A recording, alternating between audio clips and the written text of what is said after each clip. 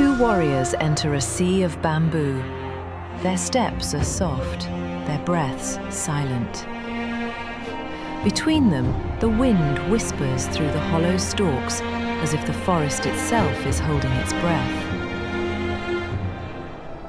They walk in a straight line, each one mirroring the other, knowing that soon only one will walk out.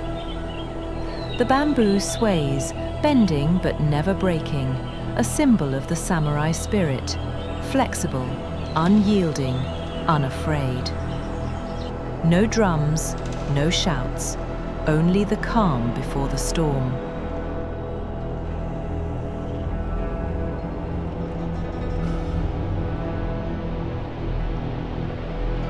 And then steel sings. A sudden strike, a burst of movement. In the blink of an eye, honor, life, and death collide beneath the towering bamboo. This is not just a duel. It is the essence of the samurai. Discipline, resolve, and the silent acceptance of fate. Now, let us uncover the true history of the samurai, from their rise to their final twilight.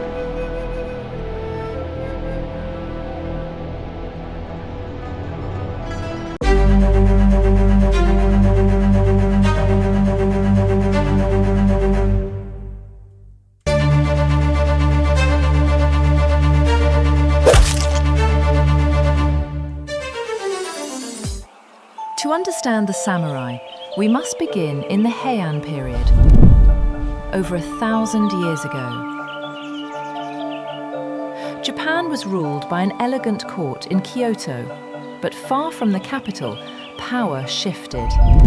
Landowners needed protectors. Local militias became clans. Clans became forces. And from these forces emerged the first samurai. They were not yet the noble figures we imagine. They were professional warriors, loyal to their clan, deadly with bow and blade, and shaped by the brutal realities of early Japanese warfare.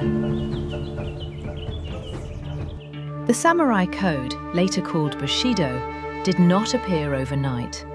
It evolved through war, religion, and necessity. Buddhism gave them serenity in the face of death.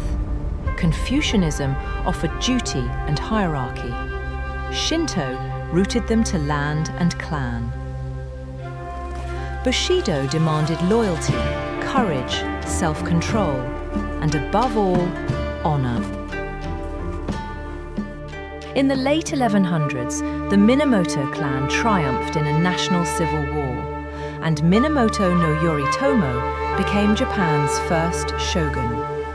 Political power shifted from Kyoto's court to the samurai government in Kamakura.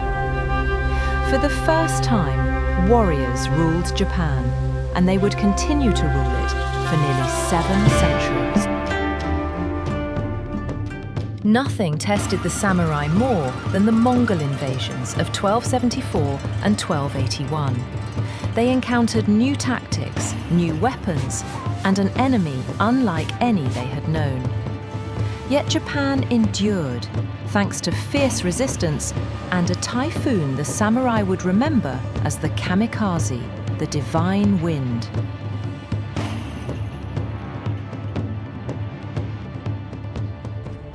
From the 1400s to the 1500s, Japan collapsed into chaos. Samurai fought samurai, thousands of battles, shifting alliances, betrayals, and ambition. It was the crucible that forged legends. Oda Nobunaga, Toyotomi Hideyoshi, Tokugawa Ieyasu. Their victories and failures shaped the Japan we know today. With the Tokugawa shogunate's rise in 1603, the samurai entered a new era. For 250 years, Japan experienced peace, and peace transformed the warrior. Swords stayed sheathed, battles became rare. Many samurai became bureaucrats, scholars, and administrators. Their role shifted from fighters to guardians of culture and order. The sword remained the symbol of their status, but their battlefield had become the mind. In the 1800s, the world changed. Western powers arrived, Japan opened its borders, and the samurai system, deep, ancient, rigid, could not survive the modern age. In 1868, the Meiji Restoration dismantled their privileges. The carrying of swords was banned, the stipends ended, and the warrior class that had shaped Japan for a millennium faded into history.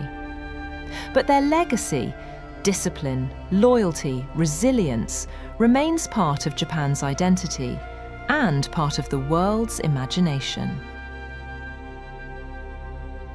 The samurai were not mythical heroes. They were complex, flawed, brilliant, and profoundly human. Their story is not simply one of war, but of a civilization built through honor, sacrifice, and the relentless pursuit of mastery. This is the true history of the samurai.